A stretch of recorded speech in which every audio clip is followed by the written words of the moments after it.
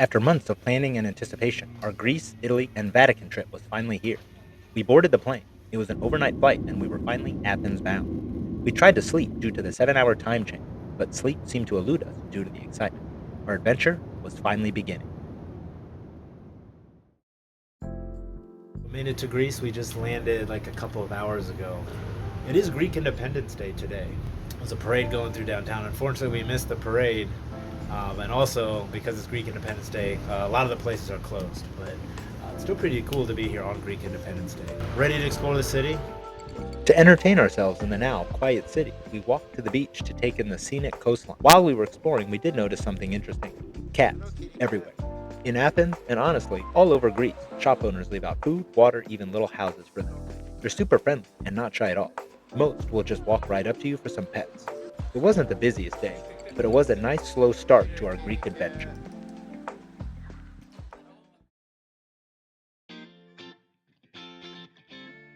Day 3 in Athens was nonstop, and easily one of the most unforgettable days of the trip. We started at the Acropolis. Climbing that hill and seeing the Parthenon in person was really surreal. We entered through the Propylaea, the grand gateway into this amazing space. All right, oh, there you are. All right, here we are at the Acropolis, at the Parthenon behind us. Central Athens. Surrounded in mountains. I was surprised. Surrounded in mountains. All right, so let's check it out. The actual Parthenon is massive, ancient, and just radiates history. Then we checked out the Erechtheion, the Caryatids, these statues of women that are literally holding up the fort. And right next to it is a sacred olive tree said to be planted by Athena herself. We also saw the temple of Athena Nike and the ancient Odeon of Herodes Atticus, and they still hold concerts there. Later, we headed towards the National Archaeological Museum, and the walk there was just as cool. We passed the tomb of the unknown soldier just in time for the changing of the guard. The guards do this dramatic stomping. It's symbolic, reminding the fallen that Greece is still free. The National Archaeological Museum is amazing. It's huge and full of ancient treasures. We saw the Antikythera method, which is basically the Greek computer for tracking planets and the stars. And there's even a moon rock from Apollo 11, a gift from the US to Greece in the 1970s. All right, just finished. The National Archaeological Museum saw the moon rock. Apollo 11, total success. And the first computer ever made. First computer, Antikythera mechanism. So, total successful trip to the museum. In the evening, we visited the National Observatory of Athens, which is perched on a hill with views of the whole city. It's been around since 1842 and is still used for research in astronomy, seismology, and more. We learned about Julius Schmidt, a 19th century astronomer who mapped over 32,000 craters on the moon over decades of his life. A copy of his map is located at the observatory. Looking up at the sky from that spot, where ancient myths meet modern science, was the perfect end to the day.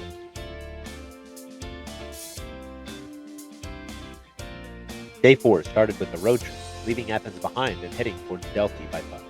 But first, we made a stop at one of the most stunning places on the coast, Cape Tunian. Here, perched above the sea, is the ancient temple of Poseidon, dedicated to the god of the sea himself. All right, so we took a bus from Athens to the Temple of Poseidon. You can see it behind me. It's really beautiful here. It's surrounded by water on all three sides, and it's on this hill. It's really cool. The views were absolutely incredible. Blue water in every direction. You can totally see why they built it. From there, we hit the road again, this time cutting through the mountains on our way to Delphi. We arrived in Delphi in the late afternoon. It's a tiny town, basically one main road with shops, cafes, and incredible views. We spent the evening just wandering, hopping into small local shops and soaking up the atmosphere. Delphi sits high in the mountains, and the views down to the valley look like they could be on a postcard. It was the perfect, chill night after a long day of ancient temples and mountain roads. Day 5 started with a morning walk through the ancient ruins of Delphi. Out of the whole trip, this was hands down the most beautiful place we visited. Delphi was once the center of the ancient Greek world, home to the Temple of Apollo and famous Oracle of Delphi. The hike was steep and long, but totally worth it for the view. All right, here we are at the ruins of Delphi. So Spectacular. on our way up, that's filled up to the stadium. We passed the amphitheater and the Apollo ruins. Where the Oracle was housed, Yes. making predictions for all the big wigs. Almost to the top. From the top, we could see mountains stretching forever. According to legend, this was the navel of the world, marked by the stone called the Omphalos. The temple of Apollo we see today was built in the 4th century BCE, once home to Pythia, the oracle who spoke to the god herself. After exploring the ruins, we headed back through town, grabbed our bags, and hit the road again. We took a bus to Patras to catch our overnight ferry to Italy. We boarded just before sunset, ready for a new country and the next part of our adventure. We spent day 6 aboard the ferry, crossing from Greece to Italy. We were tired from all the walking in Greece, so this day at sea was a welcome break. And during the day, something really special happened, a partial solar eclipse. All right, so the solar eclipse just happened. It was just a partial, like where we are, it was about 1.5% tops, but you could still see in the top right corner there was a little like chip, like that was it, right? It's just cool to see the moon there in the same place. We did make some friends on the ferry. They were from Greece and they just wanted to see what we were looking at, and so it was nice to be able to explain to them, the solar eclipse, what was happening. And also, this is the first time I've seen the pair. So lunar and solar eclipses always occur in pairs. Exactly like 2 weeks ago, or 1.5 lunar cycle ago, it was a total lunar eclipse. So I was able to see that, and this is the partner. This is the solar eclipse that happened. I'm just gonna finish this ferry ride out. We're gonna land in Italy. We landed in Ancona in the evening, back on solid ground and ready for a new country. From there, we boarded a bus to Florence. It was late and we were exhausted, but excited. We woke up early and headed out to the Tuscan countryside. Our destination, the town of Vinci. This is where Leonardo da Vinci was born, and it is just as beautiful as you'd imagine. The landscape is just picturesque. All right, so here we are in the Tuscany part of Italy. We're in Vinci, so that's the home of Leonardo da Vinci. So here there's the Leonardo da Vinci Museum, has a lot of recreations of his devices. Really beautiful area. So next up, Florence. After Vinci, we jumped back on the bus and made our way to Florence. Florence was packed with people, but the energy was amazing. Of course, we had to visit Duomo, Florence's iconic cathedral with that famous dome. Florence is overwhelming in the best way. It's like walking through a living museum. So Florence, a beautiful city, old city. Dante was from here. There's the Galileo Museum. Galileo Museum was really cool. There's actually, a lot of artifacts, a lot of his telescopes, like some of his first telescopes are on display there.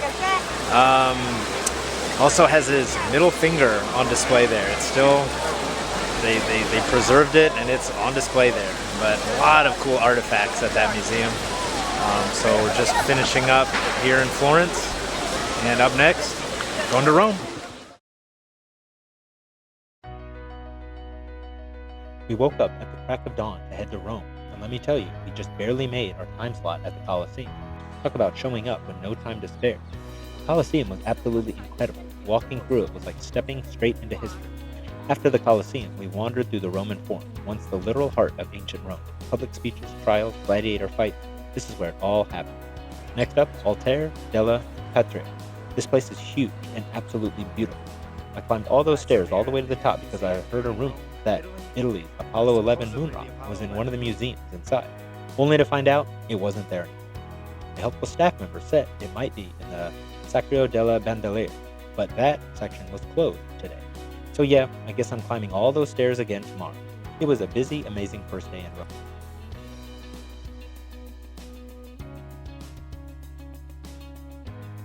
We woke up early, again, and this time we were off to our third country of the trip, Vatican City, the smallest country in the world.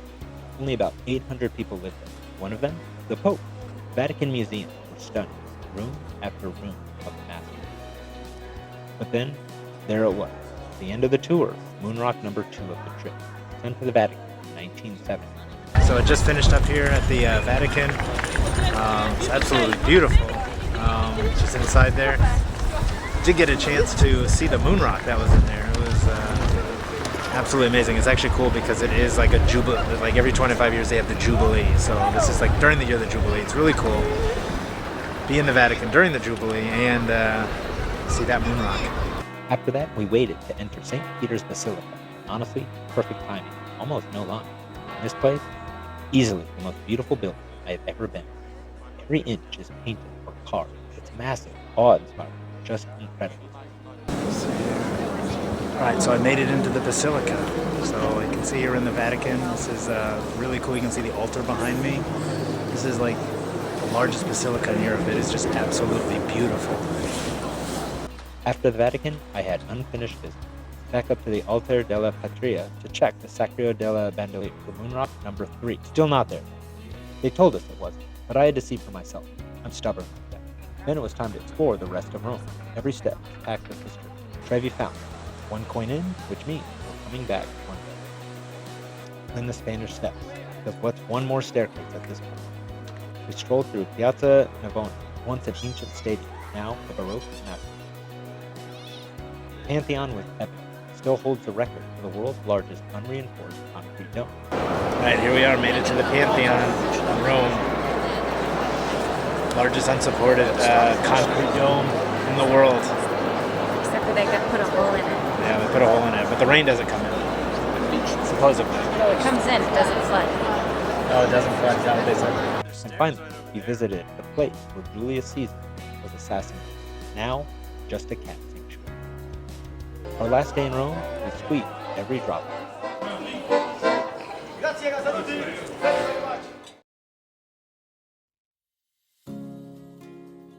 And just like that, the trip was over. 10 days of new places, new people, and memories we'll be replaying for a while. We landed back home, tired, full, and honestly already dreaming of the next adventure.